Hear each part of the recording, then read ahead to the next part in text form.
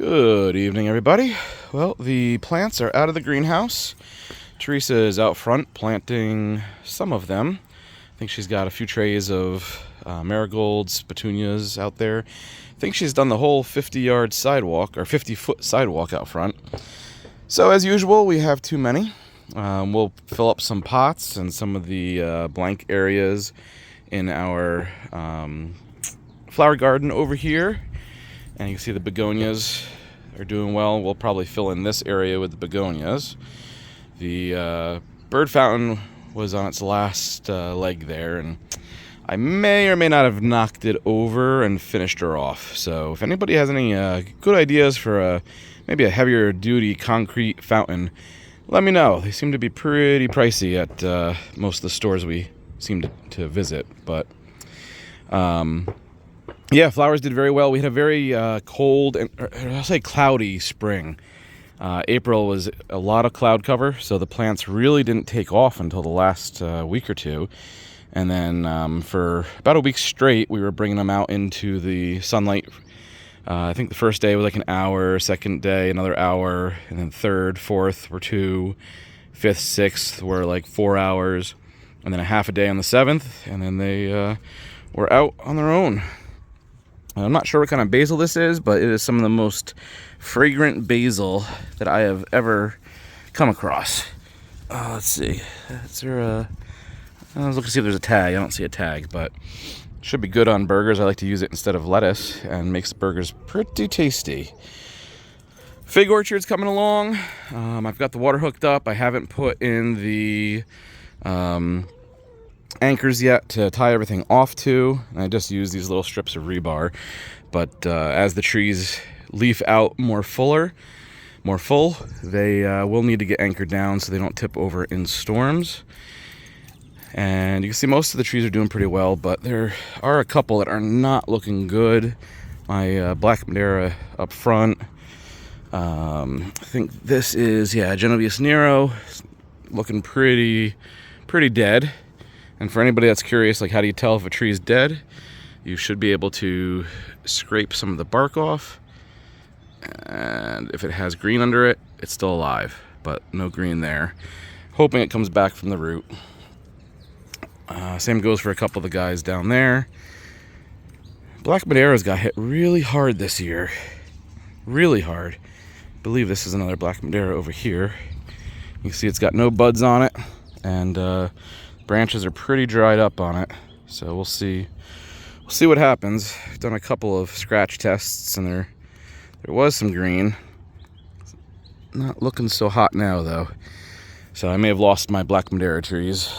The Black Madeira UC Davis, I gotta figure out where the heck I put it, but I did notice, oh here it is. This one actually was always one of my least healthy trees, and it did fine this winter, so try to figure that out. But we'll see. If the Black Madeiras don't come back, I'll definitely be reaching out to some folks to try to get another starter plant, as that is my favorite fig. But yeah, off to a good start of the season. Let's go take a look at the front. All right, so out in the front orchard here on the driveway orchard, you can see my oldest tree, my Black Madeira. I don't think it survived the winter. Nothing's over till it's over. It's still pliable. So I mean, we'll see what happens, but it's not looking good for this old Black Madeira. These other trees are doing pretty well. This Coleodon mutante is a little surprising. It looks healthy, but it's not shooting out yet, and the tips are all looking pretty lousy. So another one we'll have to keep an eye on, see what happens. It's the only one I have of these, so that'd be a real bummer if this guy doesn't make it. And then over here at the curb is Teresa's plantings. She did a nice job planting the sidewalk here. All these petunias will grow in nicely and be real pretty this summer. Trying to do some different watering systems to keep the petunias watered this year. At some point I'll bury irrigation, but I just wanted to see if this would work for what we need. Unfortunately, not enough water pressure to do 3 sprinklers, so we'll have to deal with that. And my apricot over here is absolutely loaded this year. So we should get quite a few apricots, hopefully. And if you have any tips on keeping blemishes and bugs off of the apricots, please let me know. Because as they, these lower branches I just noticed have very few, but as they tend to get bigger, they tend to get a lot of blemishes, and I think there are bugs digging into them, and they just kind of get a little bit ruined. So if you have any tips on apricots, let me know.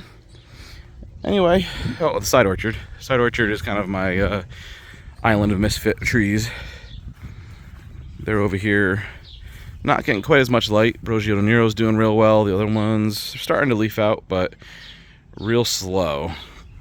The Chicago Hardy I planted against the house every year makes me wish I had planted something maybe a little bit of a better variety, maybe a Black Madeira or something similar, but it comes back pretty strong every year. So